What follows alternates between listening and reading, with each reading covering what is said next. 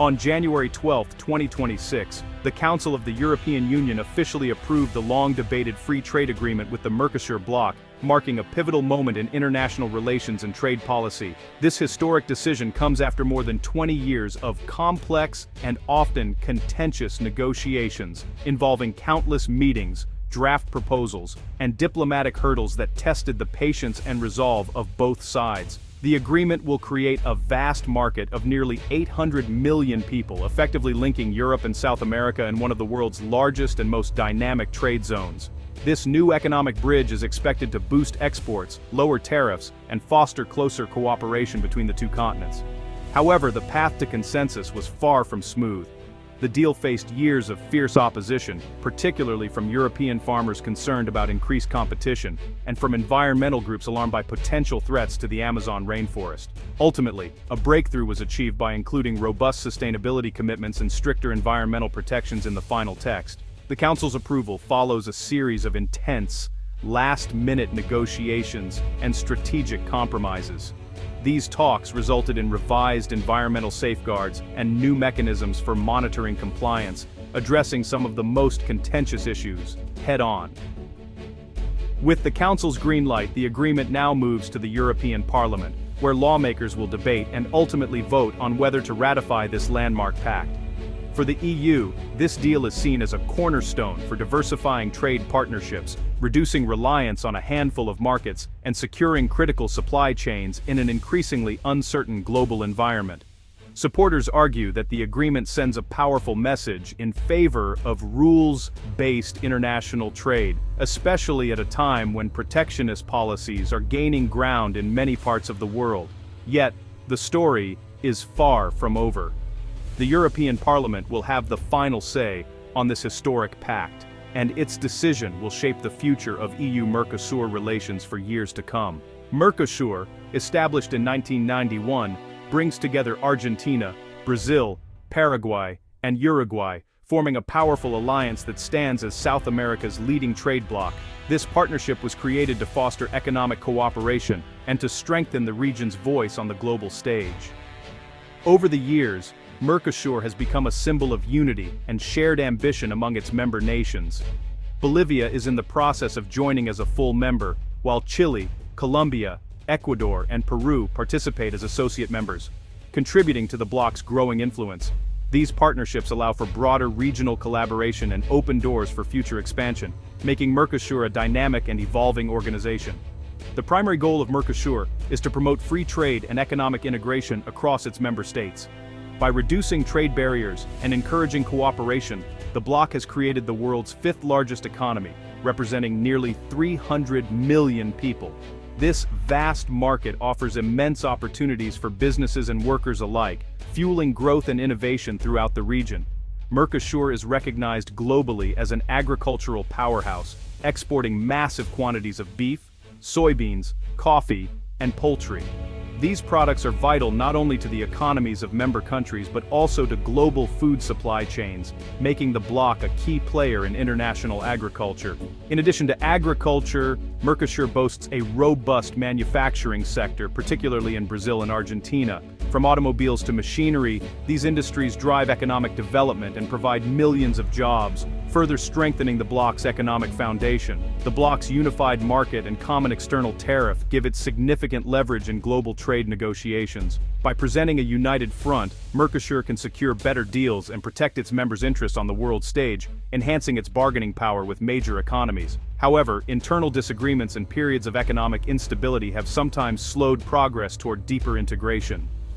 Differences in national policies and economic priorities can create challenges, but the commitment to cooperation remains strong.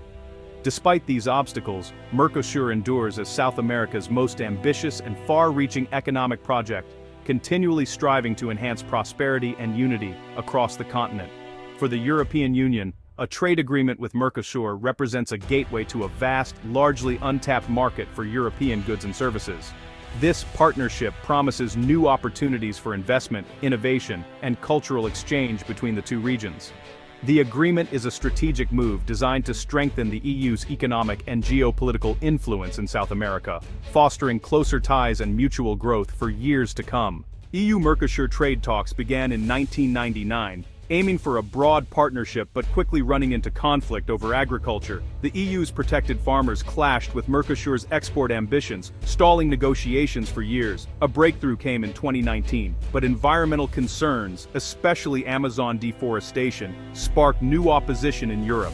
Several EU states refused to ratify the deal without stronger environmental commitments. The agreement languished until a change in Brazil's government and new sustainability concessions revived talks in late 2025. The final deal includes binding environmental safeguards and concessions to address both economic and ecological concerns. Persistent diplomacy and political shifts finally brought the agreement to the Council for approval. The EU-Mercosur deal marks a historic shift in global trade, slashing tariffs on over 90% of goods exchanged between the two powerful blocs. This sweeping reduction in trade barriers is designed to boost exports and stimulate economic growth for both regions, opening up new markets and opportunities for businesses and consumers alike. By making it cheaper and easier to trade, the agreement aims to foster closer economic ties and increase competitiveness on the world stage. European industries, especially cars, machinery, and chemicals, stand to gain major access to the vast and growing South American market. At the same time, Mercosur's agricultural exports, such as beef, poultry, sugar, and ethanol, are set to enter the EU under carefully negotiated quotas. These quotas are intended to balance the benefits of trade with the need to protect sensitive sectors within the European economy. Quotas for key products like beef, poultry, sugar, and ethanol were established to shield vulnerable EU sectors from sudden market shocks. Despite these safeguards, many European farmers remain deeply concerned about increased competition from Mercosur producers, who often face lower production costs and different regulatory standards. Protests and public debates highlight the ongoing anxiety in rural communities. Beyond goods, the agreement also covers a wide range of areas, including services, government procurement, intellectual property rights, and strict food safety standards. These provisions are designed to ensure fair competition and protect consumers on both sides of the Atlantic.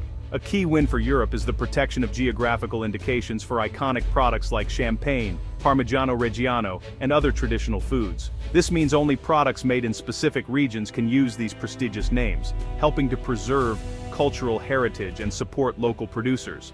However, critics argue that the deal disproportionately favors large corporations and could undermine the EU's high food safety and environmental standards. Environmental groups and consumer advocates worry about the potential impact on sustainability and public health. Farmers' unions across Europe warn of unfair competition from Mercosur producers who often operate under less stringent regulations. They fear this could lead to a race to the bottom in terms of quality, safety, and environmental protection, putting local jobs and traditions at risk. The balance between economic opportunity and regulatory standards remains fiercely debated. As the deal moves forward, policymakers, industry leaders, and citizens continue to weigh the potential gains against the risks, making this one of the most controversial trade agreements in recent European history. Environmental concerns have been a major obstacle for the EU-Mercosur deal, especially fears of increased Amazon deforestation. Critics argue the agreement could incentivize agricultural expansion, threatening vital ecosystems. EU member states like France and Austria demanded enforceable commitments to halt deforestation and uphold the Paris Agreement. The original sustainability chapter was seen as weak, lacking real enforcement. Negotiators developed a new annex with binding environmental conditions and the possibility of suspending trade benefits for violations. Mercosur nations were wary of green protectionism, but the strengthened annex was crucial for EU support. The deal's fate hinged on these tougher climate safeguards. The breakthrough came when Italy, once a skeptic, shifted to support the deal after securing key concessions. Stronger protections for Italian geographical indications and a robust environmental annex addressed Italy's concerns. The new annex links trade benefits to compliance with climate and anti-deforestation targets, with clear monitoring and enforcement. Italy weighed risks to agriculture against gains for its industrial sectors, like automotive and fashion, and found the balance favorable. The government concluded that new safeguards and economic opportunities tipped the scales. Italy's support broke the deadlock, delivering the qualified majority needed in the Council. This strategic pivot paved the way for the Council's historic approval. The EU expects to save $4 billion annually in customs duties, making this its most lucrative trade deal. European exporters, especially in cars, machinery, and chemicals, will gain major access to South America's markets. The deal also opens Mercosur's public procurement to EU firms and strengthens Europe's global trade network. For Mercosur, the agreement means preferential access to the wealthy EU market, boosting exports of beef, poultry, sugar, and more. Reformers see the deal as a catalyst for modernization and competitiveness, attracting European investment and technology. The agreement promises job creation and infrastructure upgrades in South America. Both sides view the deal as a way to deepen economic ties and promote shared values like democracy and sustainability. For Mercosur, it's about global integration and long-term growth. The Council's approval is just the beginning. The European Parliament must now ratify the deal. The vote will be close, with strong opposition from Greens, the left, and many MEPs from agricultural countries. Critics say the environmental annex doesn't go far enough and warn of negative impacts on small farmers and indigenous communities. Even mainstream parties are divided, with national farming lobbies pressuring MEPs to reject the agreement. Supporters highlight economic gains and strengthen sustainability commitments. Both sides are launching intense lobbying campaigns ahead of the vote. The outcome will test the EU's ability to balance trade ambitions with climate and social goals.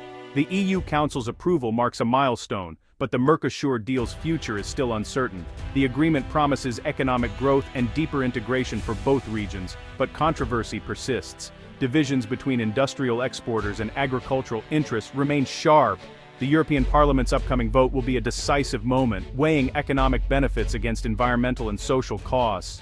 Key compromises like stronger food protections and enforceable climate commitments were vital for Council approval. Whether these are enough to win over Parliament is unclear. The debate will shape the future of EU trade policy and its global role. The final chapter of the EU-Mercosur agreement is yet to be written.